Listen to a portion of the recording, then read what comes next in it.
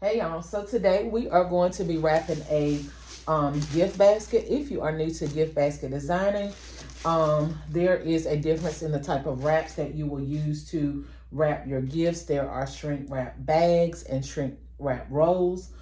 This is a shrink wrap bag. There is also cellophane wrap and there is cellophane rolls, okay? I mean cellophane bags and cellophane rolls. This is a roll of cellophane. This is a heat gun, and this particular brand is Mois. I think it was purchased off of Amazon. Of course, you don't have to use this particular brand. Even if you don't have a heat gun, you can always use a blow dryer, a really nice blow dryer. Not expensive when I say really nice, but a blow dryer that has a high wattage. So I've used a hair dryer for years, okay? I just started using a heat gun not too many years ago.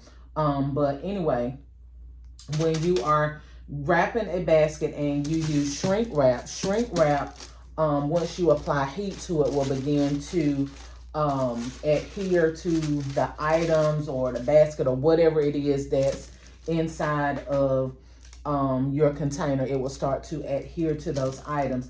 So all you got to do is place your heat, whether you start at the top or the bottom, it's completely up to you. I will tell you that most people start at the bottom and work their way up to the top. So if you are looking for a more professional look and you're having a hard time with cellophane, I've been doing it for over 25 years, so I have expertise in both. But if you are new and you can't seem to get your cellophane as tight as you'd like it, then you might want to go with shrink wrap, okay? Somebody asked me how do I decide whether I'm using shrink wrap or if I'm going to use cellophane.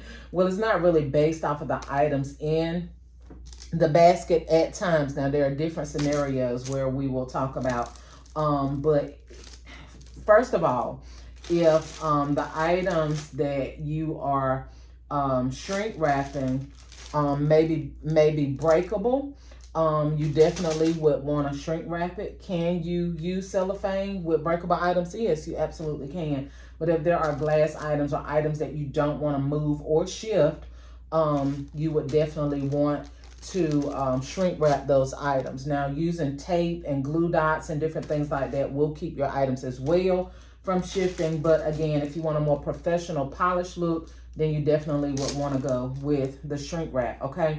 Also, if you are a business like myself that if you are shipping, you definitely would you would definitely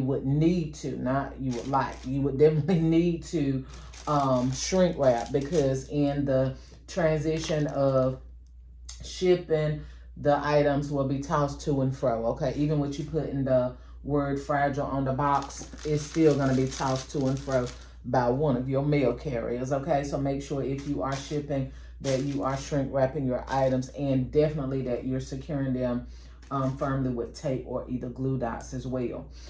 So we're going to go ahead and get started with the hot gun process. I'm about to say hot glue. There's a difference in hot glue, hot glue gun, and a heat gun, a hot heat gun for shrink wrapping. So we're gonna go ahead and get started, but I also wanted to let you guys know before we do,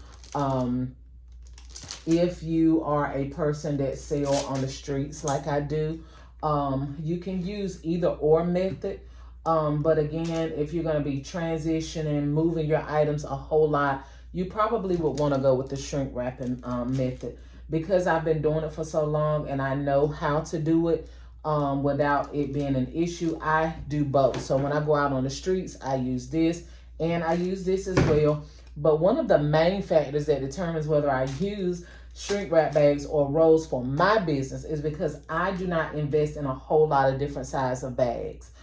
So if it fits, then it's going in a shrink wrap bag. But if it does not, it's a larger basket. Or if I'm doing some of my little small inexpensive gifts, they're always going to go in cellophane wrap, or I do have small cellophane bags that I use for that, okay? So enough of that, and let's go ahead and get into our shrink wrapping process. And like I said, you can start either from the top or the bottom. I prefer to start at the bottom and I work my way up. And I always use my hand as a guide, but you have to be careful because this thing right here will take the skin off your hands, okay? And any other body part that it touches. So I use my hand as a guide just to kind of protect the basket just a little bit. So there's not so much direct heat going to it. And also my hand is being used as a guide to kind of direct the plastic where I want it to go. Like if I want to mash it in, I kind of use my hand just to go ahead and give it a little bit of, you don't have to do that. I mean, because this gun is going to do what it needs to do. It's just, I guess, a habit of mine that I do it. I got to put my hands on my basket.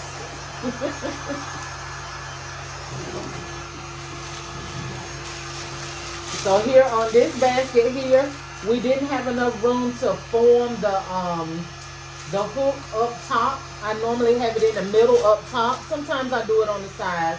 But if the basket is not, the bag is not big enough for me to make a grip in the middle, I'll do the grip on the side and then I'll take this side and fold it back.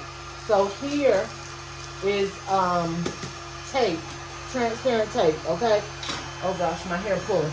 Make sure that you tape that down because when you start applying the heat, this is going to roll up if it's not secured properly, okay? I'll show it to you when we get up there. I just wanted to bring that point out.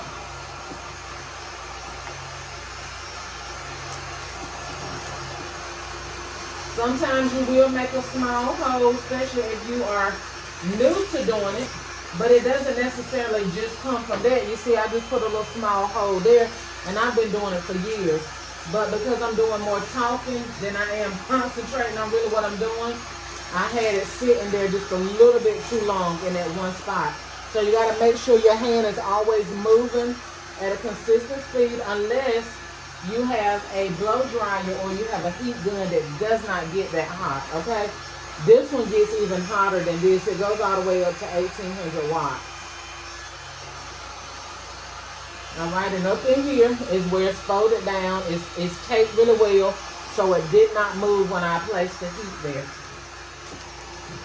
But if you should place a hole like I just did, I'm going to show you what to do to fix it without having to redo the whole bag over again. Now, if you get a great big hole in there, now you might want to take that off and get started again because you want to keep your baskets looking as professional as possible, whether you're selling them or whether you're giving them away as a gift, okay? Either way, you want your work to look professional.